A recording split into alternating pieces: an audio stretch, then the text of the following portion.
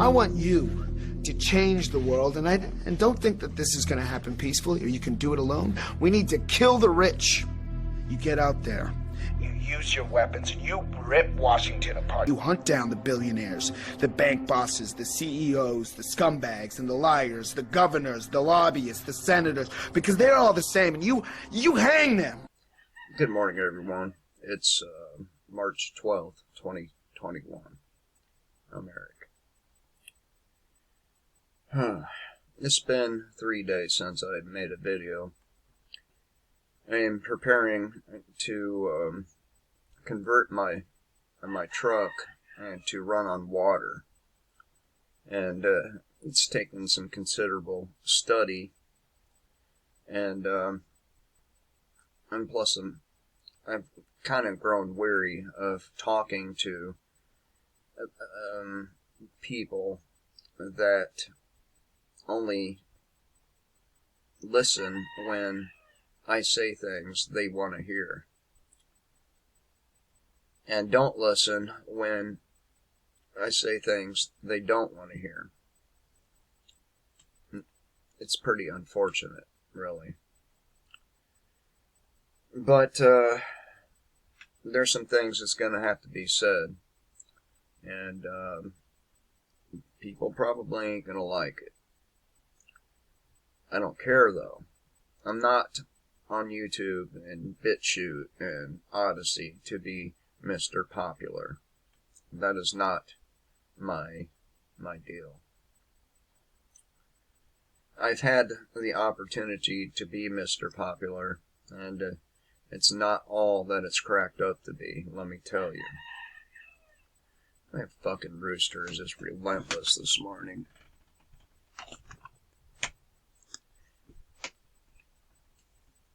So,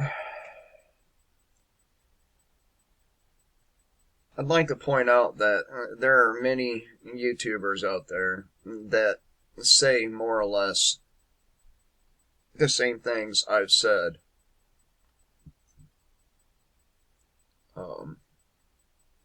And don't have nearly the problems with YouTube that I do. I wonder why that is.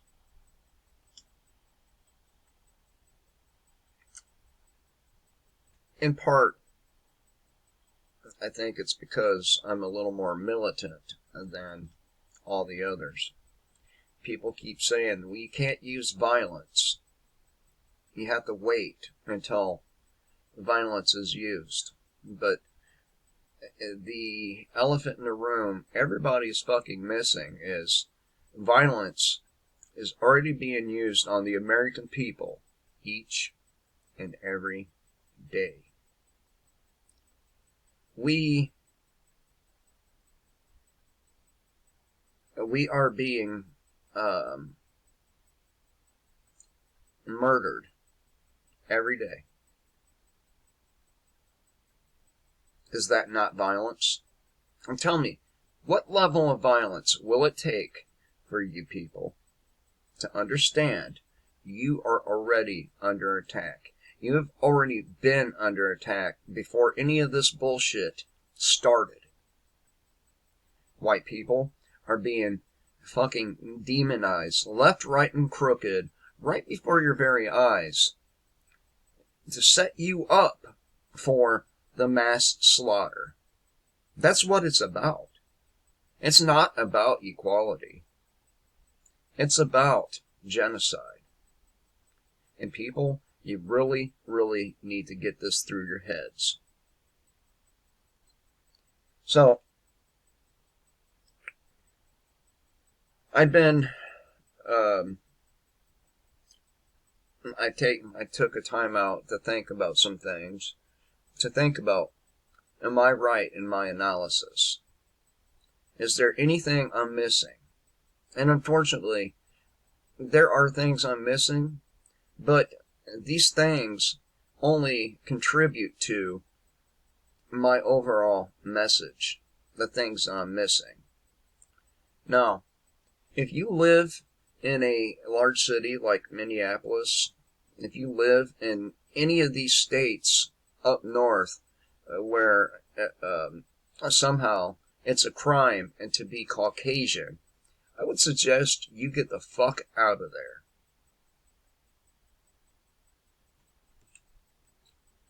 Alright, so I got a few tabs opened up here, and there are 3 of them I think I'm going to really focus on. And click off it, don't watch, that's your own deal. It ain't me. It's you. It's you running and hiding from reality.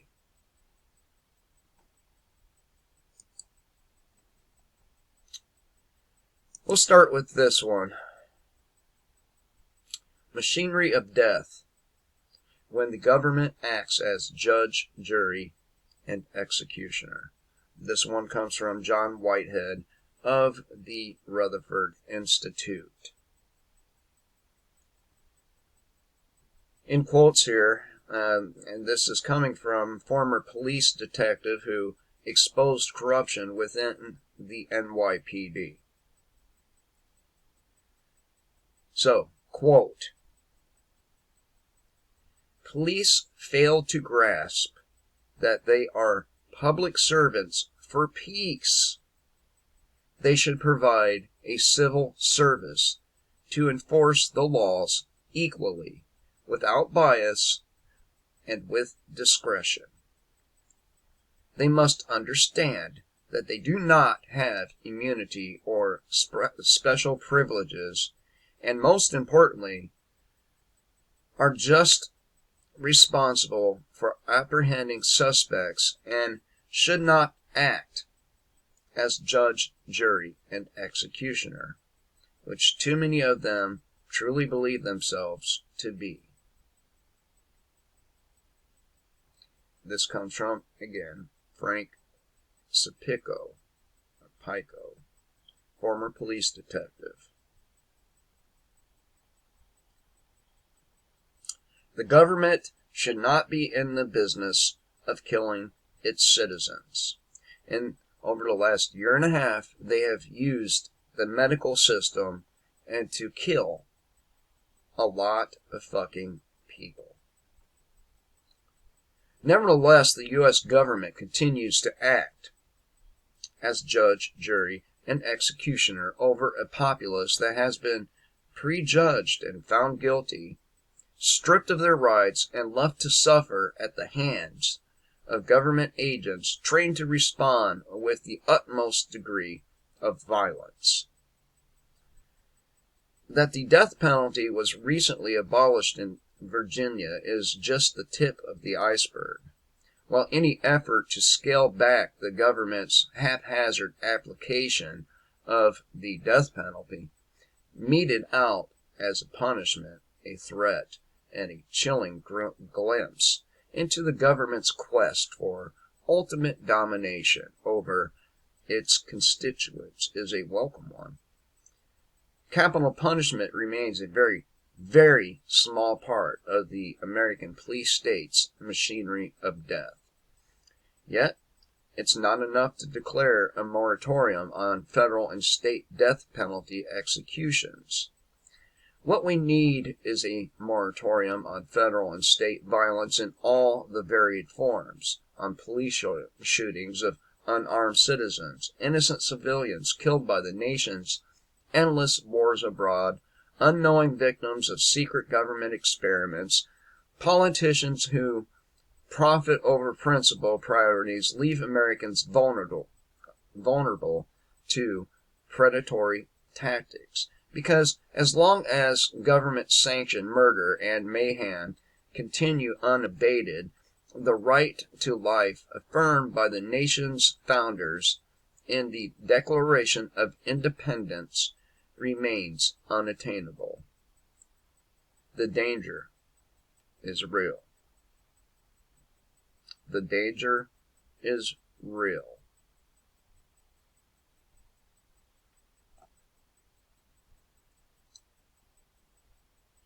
Everything about the way the government operates today flies in the face of what the founders sought to bring about, a representative government that exists to protect and preserve life, liberty, property, and happiness of its people.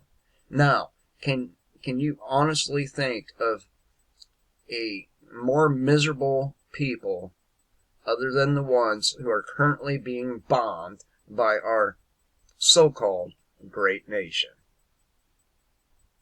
I can't. I cannot.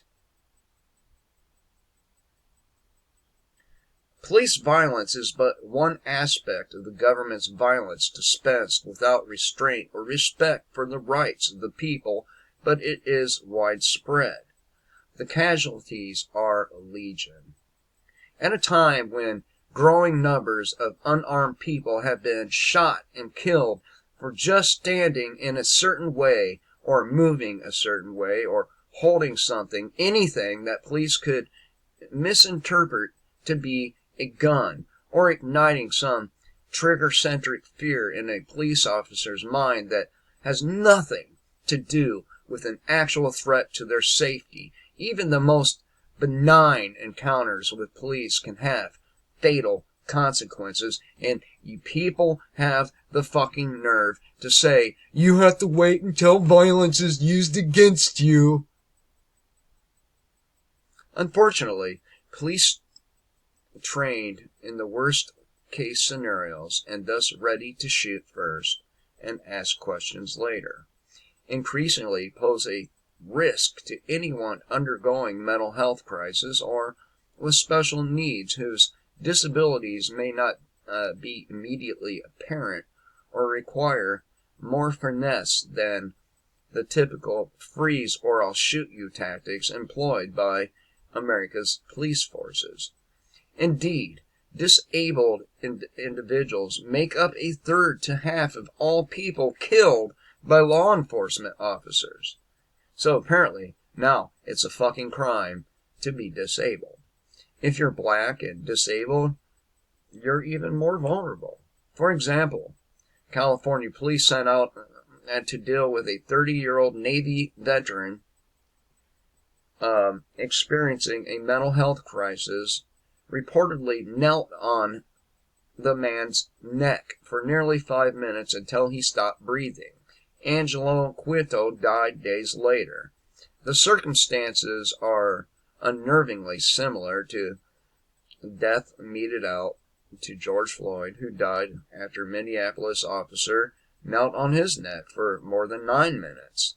In South Carolina, police tasered an 85-year-old grandfather, reportedly in the early stages of dementia, while he was jogging backward away from them. Now, this happened after Albert Chatfield led police on a car chase, running red lights and turning randomly. However, at the point that the police choose to shock the old man with electric charge, he was out of the car, on his feet, and outnumbered by police officers much younger than him.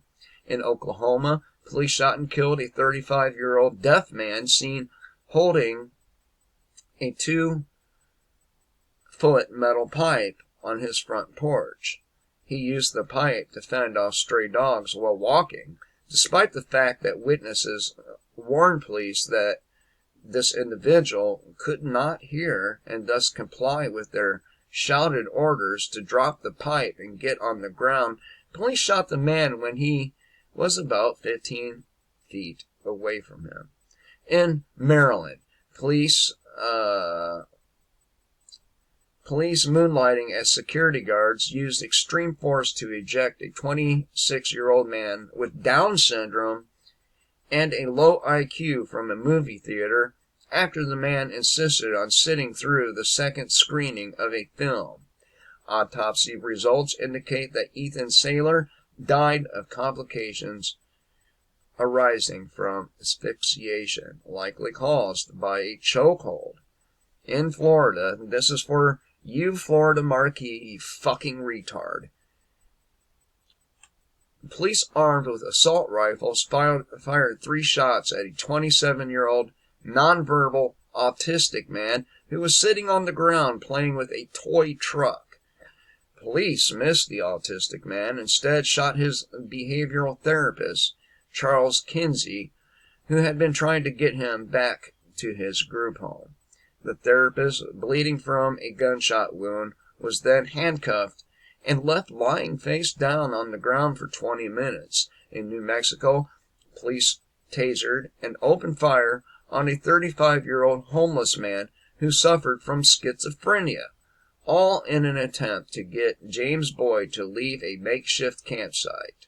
Boyd's death provoked a wave of protests over heavy-handed law enforcement tactics. Some good those fucking protests did, huh? So good all these peaceful, faggy solutions you morons out there think are gonna actually do anything.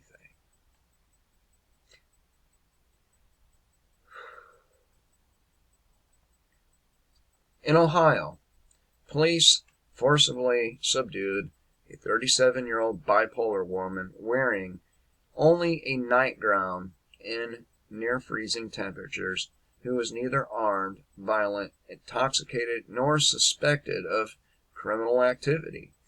After being slammed into the sidewalk, handcuffed, and left unconscious on the street, Tanisha Anderson died as a result of being restrained in a prone position. This is what happens when you empower police to act as judge, jury, and executioner. This is what happens when you indoctrinate the police into believing that their lives and their safety are paramount to everyone else's. Suddenly, everyone and everything else is a threat that must be neutralized or eliminated at all costs. When you have U.S. Marshals and the federal government's de facto national police force who may be even more violent and unaccountable. One reason for the high level of violence, according to an in-depth investigation by the Marshall Project, USA Today found, and the Arizona Republic, the Marshal Service rules are looser than those of many major police departments. Marshals are not required to try to de-escalate situations or exhaust other remedies before using lethal force. And again, people have the fucking nerve to claim that we're not under attack. We're under attack in every way imaginable. Psychological attack, physical attack, fucking in our food, water. How much more attack do you need before you draw some kind of fucking red line and stand on it?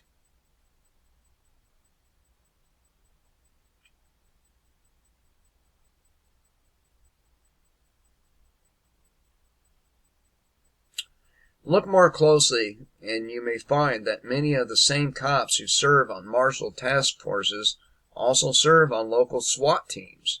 For instance, 23-year-old Casey Goodson was shot and killed outside his family home in Columbus, Ohio, by a deputy police officer who also happened to be a member of a martial task force. And the local SWAT team, although the cop claimed to have shot Goodson in the back for waving a gun while driving, that police account conflicts with other accounts, which suggests Goodson was shot on the doorstep while holding a bag of sandwiches. By the way, this individual was not a target of police investigation. Lori Lane, or Sarah Lane, 17 years old, was killed on her way to the grocery store when an Arizona cop, also working as a Marshal Task Force member, fired into a Toyota Corolla, which she and her boyfriend were passengers. Task Force members out to get the driver of the car for violating his parole, used an unmarked car to ram the Corolla in a parking lot and boxed it in with other unmarked cars, and then started firing into the car. Lane was shot in the back of the head with a hollow point bullet. Lane's alleged killer, Detective Michael Pizzelli, trains police officers around the country to be polite, be professional, have a plan to kill everyone you meet. These people are fucking serial killers. Period.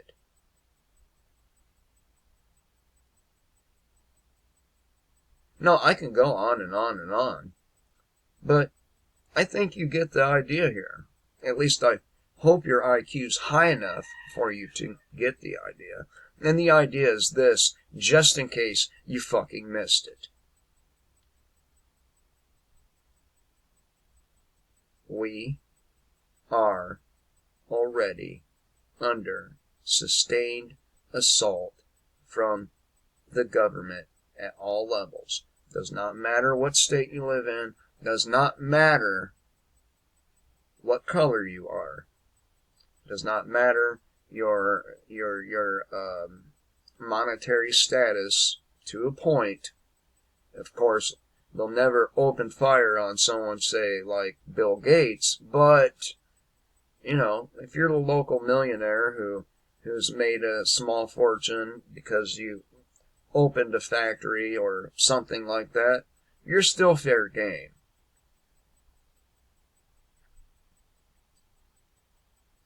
Now, if you add this noxious stew, or to that noxious stew, add the government's interest in adopting domestic terrorism legislation to better monitor and regulate the environments in which extremist ideologies proliferate, and the Biden administration's pivot to have FEMA, Federal Emergency Management Agency, assist states and cities in their fight against domestic terrorism.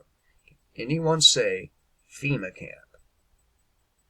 But that's a conspiracy theory. Yeah. And just like all these people being gunned down. Right? Let me move on to something else.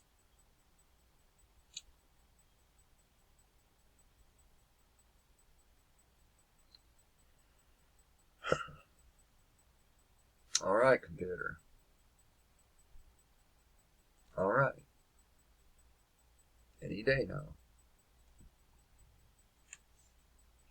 And you might be wondering, is Eric a Satanist because he's wearing this t-shirt? No, I'm not a Satanist. I wear this t-shirt to troll you people with your so-called strong beliefs. You believe so strongly in your God, in your religion, that you allow the government to spit and shit all over it. That rhymed. SWAT team, I've already covered that one. I already covered it. I won't, 5 cops charged after executing unarmed 15-year-old boy like a firing squad on video. I wonder if they're going to enjoy their qualified immunity. I wonder.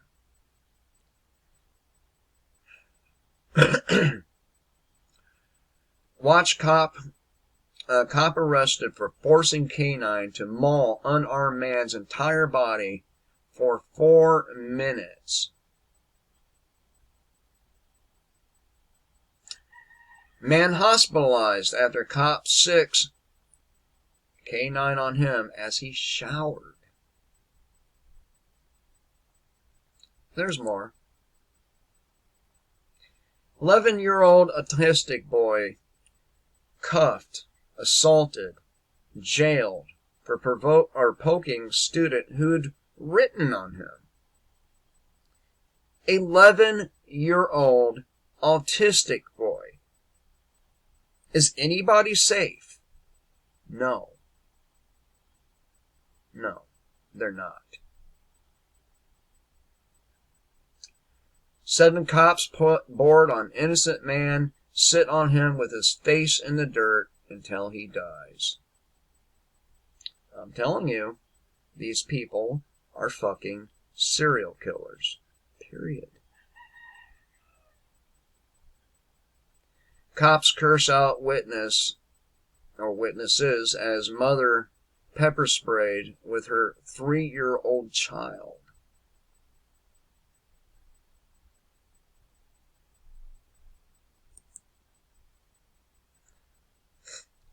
Man held without bond for not wearing a fucking mask as violent rapist granted bail.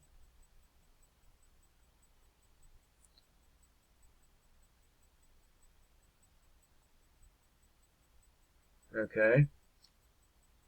New bill will make it a crime punishable by jail to tease or insult police. You want to know where the privilege is? Bam! Right there. There ain't no fucking white privilege. It's all bullshit designed to get segments of the population to turn on each other. Again, we have a lot more in common with each other at the lower levels, meaning at the citizen level, than we do with any of these government bureaucrats, with any of these police, with any of these politicians, with any of these so-called philanthropists. But morons will be morons, and they will keep on attacking people they think might be, just might be, racist. But you know, it's okay. Under attack. I've been doing these videos for almost 10 years now. And it's been the same thing for the last 10 years. Only it's gotten a lot worse during that time. A lot. And again, people have the fucking nerve to say, you have to wait until we're attacked. How much more attack can we sustain before we are marched off to one of those gulags where they do horrific experiments on you, burn your eyes out, and do a whole slew of nasty things to you before you're finally granted the relief of death.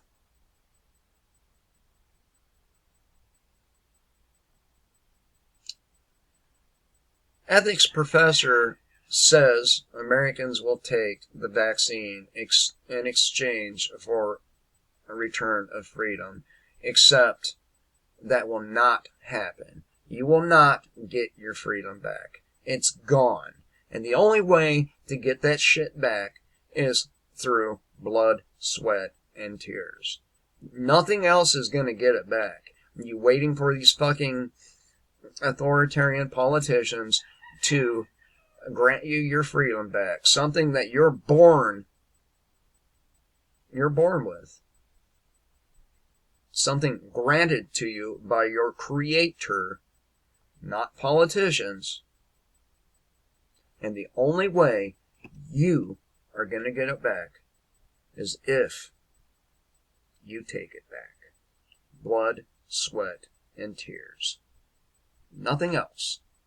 No amount of protests, no amount of begging, no amount of petitions, none of that shit is going to cut it. And if any of you think you're smarter than me and you want to debate me on a live stream, fucking hit me up and show me how I'm wrong. Show me. I bet no one will, though, because you can't.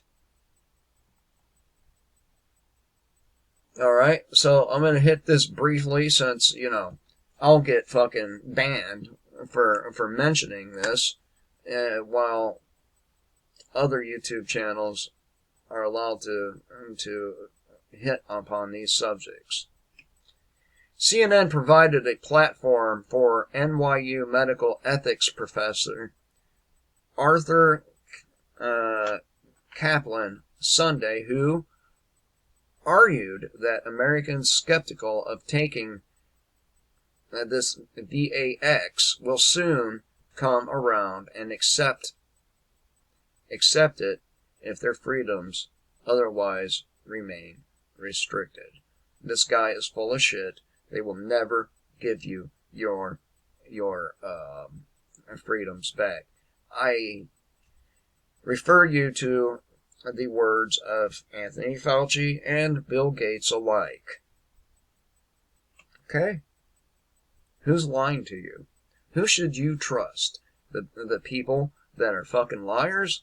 Or should you trust somebody who's actually trying to tell you the truth? But, you keep on believing Anthony Fauci and Bill Gates, and they're gonna march you right to the stairs of that fucking death camp that's waiting for you.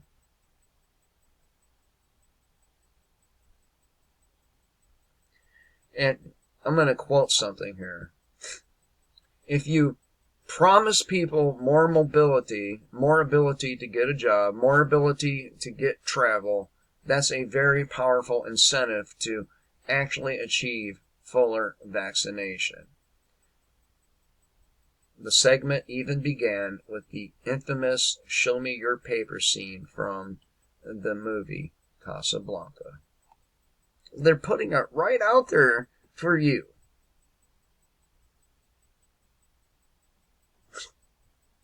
I'm fucking tired of these retards that surround me.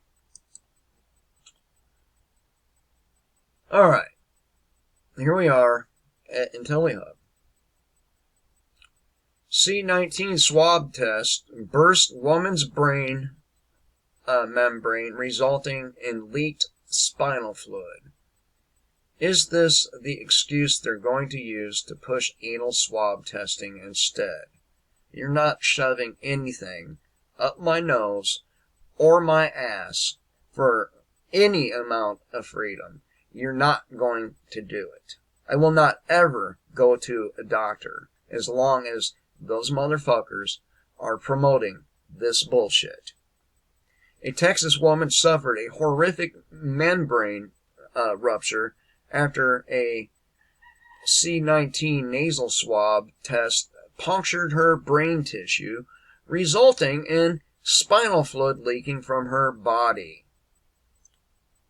Doesn't that sound like something that you want to have happen to you?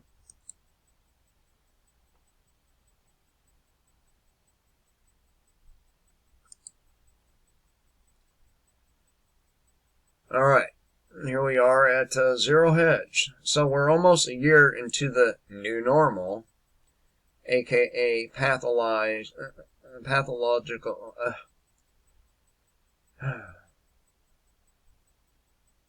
pathologized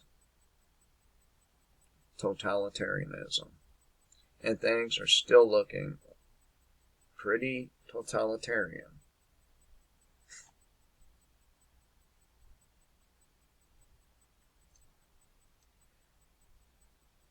Again, all these things these people are pushing are never going to give you your freedom back. This is something that is going to have to be fought bitterly for. And if you're unwilling to fight bitterly for your freedom, you're a moron. Flat out. I'm not a big guy. I'm not a tough guy. I don't present myself as a tough guy. But even somebody as small in stature as myself understands without the necessary sacrifice we will never again be free. As long as a centralized large government exists, you will never be free. As long as the police can murder you in cold blood for not even committing a crime and then being cleared of charges, as long as this is allowed to happen, you will never be free. Never. Being able to go to a fast food restaurant, Walmart, the grocery store, this is not freedom. In no way. So, I ask you, what's it going to take for you to understand this? What's it going to take for you to understand that we are being moved at a very rapid pace into a communist Bolshevik style situation? What's it going to take? And again, if you think you can debate me and prove me wrong, please do hit me up in the fucking comment section, and I'll gladly debate you. Just be prepared to lose. Because I argue very, very well. Anyway, thought I would share this with you all. I hope, well, I'm not even going to say it because it's not even, no point. Till next time, kill the fucking state.